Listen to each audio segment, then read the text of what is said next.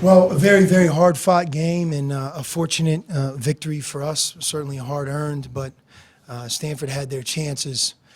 Really credit our team. Free throws sometimes are underrated, and not only did we go 25 for 29 from the foul line on the game, but I would say in the last 4 minutes, we probably went to the free throw line 4 times for 8 points. And, if you don't make both, you make one. You're up 2, you miss both. A tie game, you put us up 2. But Chance and Alonzo were terrific in terms of clutch free throw shooting. And really, it was our free throw shooting that made up for some other things that we didn't do as well. I knew before the game that Stanford had improved a lot. Reed Travis is a terrific player. And I don't know if anybody in our conference is doing a better job coaching his team than Jared is. As a first-year head coach, his system continues to improve, as oftentimes is the case when you have a really good coach. He has an experienced team, and they're on the uptick. They're a better basketball team now than maybe they've been throughout the season, and that's really to their credit. They came into McHale, played a great game, had a really good game plan, and certainly gave themselves an opportunity to win. What are your concerns after tonight? You played obviously well enough to win, the free throws you talked about, but some of the other things that are kind of lingering still in the last couple of weeks? Well, tonight we had a hard time rebounding. You have to block your man out. You can't turn and look. We had too many times where, we made a miss the first time. That's hard enough.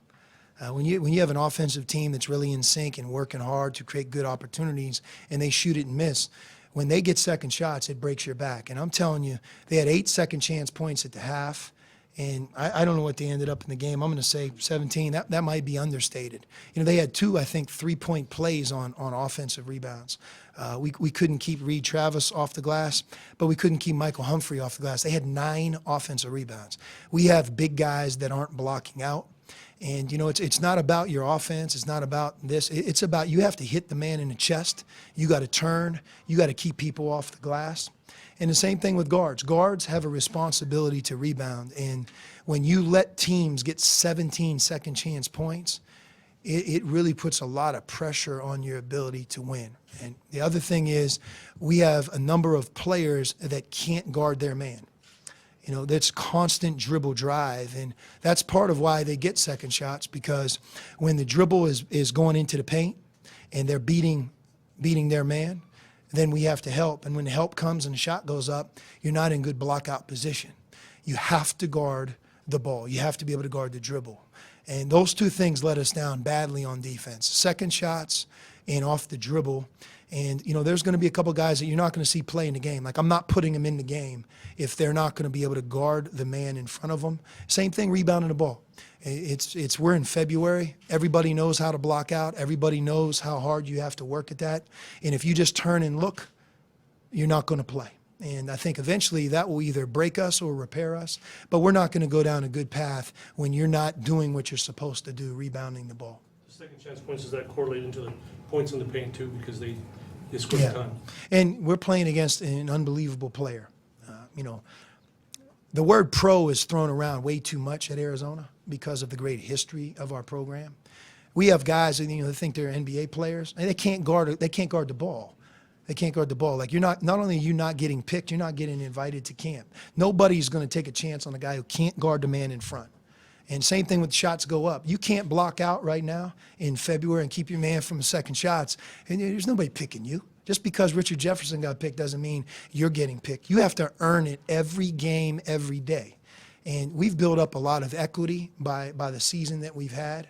But tonight, the effort level rebounding, the irresponsibility rebounding, and the number of guys who just can't guard the ball, it allows us to be vulnerable. And you know what? Cal is a great basketball team. They're playing really well. And they're the type of team who will come in here and just smash us all over the floor. So we have to go from where we are tonight, and we have to be as ready as we can on Saturday night, because we're playing against a very good basketball team who might be playing as well as anybody in the Pac-12. Do you feel like mentally, at least, maybe any carryover from Saturday, maybe just in the back of their mind? No. Maybe for you. Not for these guys. They forgot about that. And we lost one game. And But you're not, I mean, you beat this team by 39 points in January. that's the problem. It's the problem. It wasn't like anyone gave us an 8 clap for beating them at Stanford at 39 points. Great job, Arizona. It's like what you're supposed to do. You know how hard it is to beat a team in the Pac-12 on the road by 39 points? I mean, just because you beat them by 39 points doesn't mean you're going to beat them by 39 the next time. Teams get better. Coaches do a great job. And you know what? When we play really, really well, that doesn't mean you're going to play really, really well every game. But they came in here as an experienced, good team that's really improved. And when you give teams 17, 20 points on second chance points, and you have guys who can't guard the ball, can't guard the man in front of them, look, I don't care what the name is on your chest here. It's all even. And we have to do a better job, and we have to get our guys to do a better job, and we have to hold them accountable to minutes played.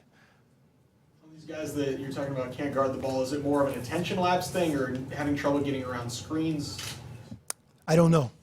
I just know that it's one guy after another that's getting beat off the dribble, and we have to solve it. You know, it's not, you can only help so much. You know, the more you try to help off the ball, the more it leads to three-point shots, which happened a couple of times.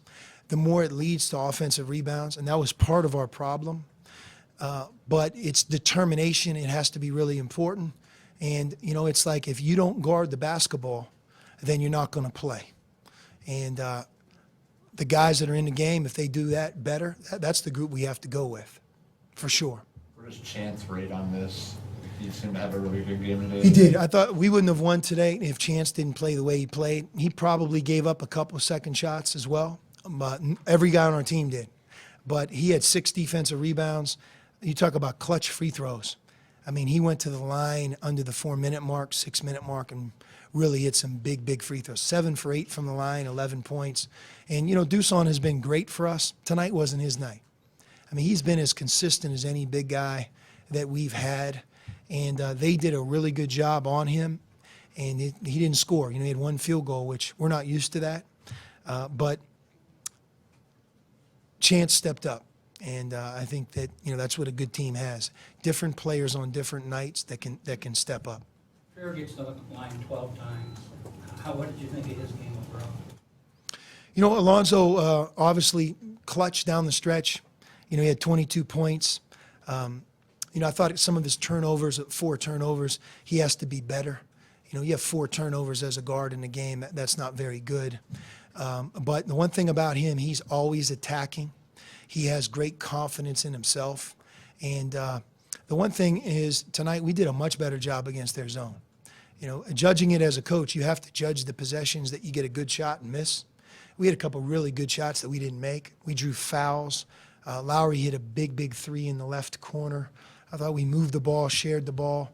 And our attack against the zone, the way we handled the zone, again, was a big reason that we won the game because, like every team right now, they're really putting up a lot of zones against us. You started Trier, and he hit his first 3 shots, I think it was.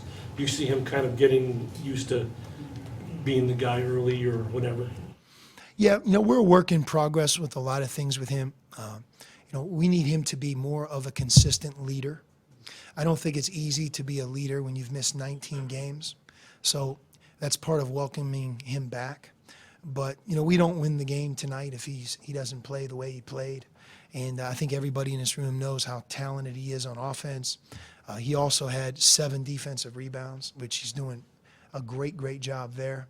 But we need him to be complete. We need him to handle the ball. We need him to protect the ball.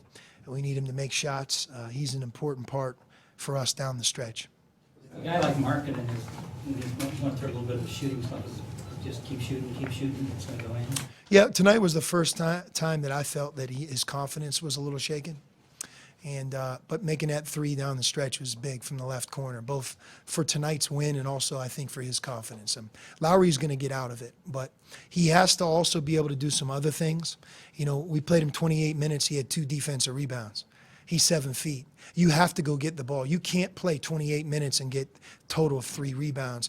And as you know, he has shown that he can rebound the ball. Him rebounding on Saturday, it has to happen. And, you know, he can rebound 10 rebounds a game. And then you get a couple second shots. You know, it's amazing how you get your confidence back. So I think that his shooting affected his aggressiveness, and we have to get him back because we're a much better team when he rebounds the ball. We talked about this maybe a couple, 2-3 years ago, just freshmen hit walls, even the best, to the best of them.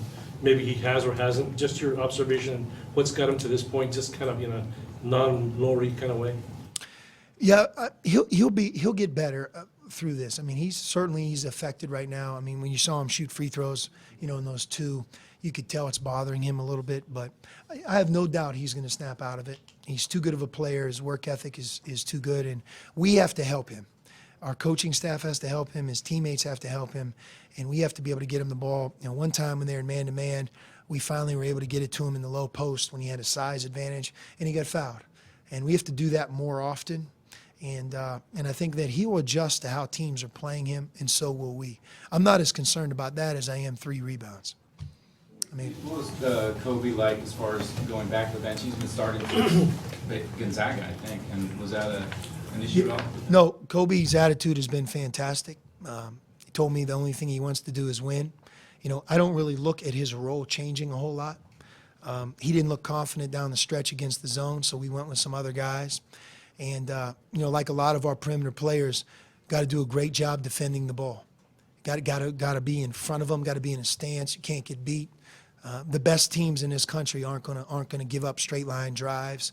And I think we had a number of players give that up. I mean, that's a real focus for us moving forward. We had Alonzo early helping you, and then Kobe scored right away. Is that probably as good as you can imagine anyway for that combination? Yep. Kids love to start, and I know everybody focuses on the starting lineup, but, we have 9 players right now that we're playing, and we need all 9 of them. I thought Parker's minutes tonight, statistically it might not show up, but 3 assists, 1 turnover. He had some of the best passes of the game. I thought he had a lot of poise defensively. I didn't think he had problems tonight defensively. He guarded his man. I thought he had good ball pressure. One of the key plays in the game, he missed a steal by about an inch. And if he stole that ball, the game again could break open. But I would say we had Stanford 3 or 4 times in the game at about the 10-point mark, where we up 10 or 11, 9. And we were about a possession or 2 away from really being able to take that lead to 13 or 15. But we never were able to do it because we either got beat off the dribble or we gave up a second shot. If you look at it, it wasn't their 3-point shooting. Certainly Reed Travis is a load, but I'm not really talking about those 2 things. I'm talking about a variety of guys just beating us off the dribble. Especially Marcus Allen, who, to me had a great game, 15 points. He's a straight line driver. He had 6 layups. That's how he scored. And, those layups are dribble drive. Anything else? Sure.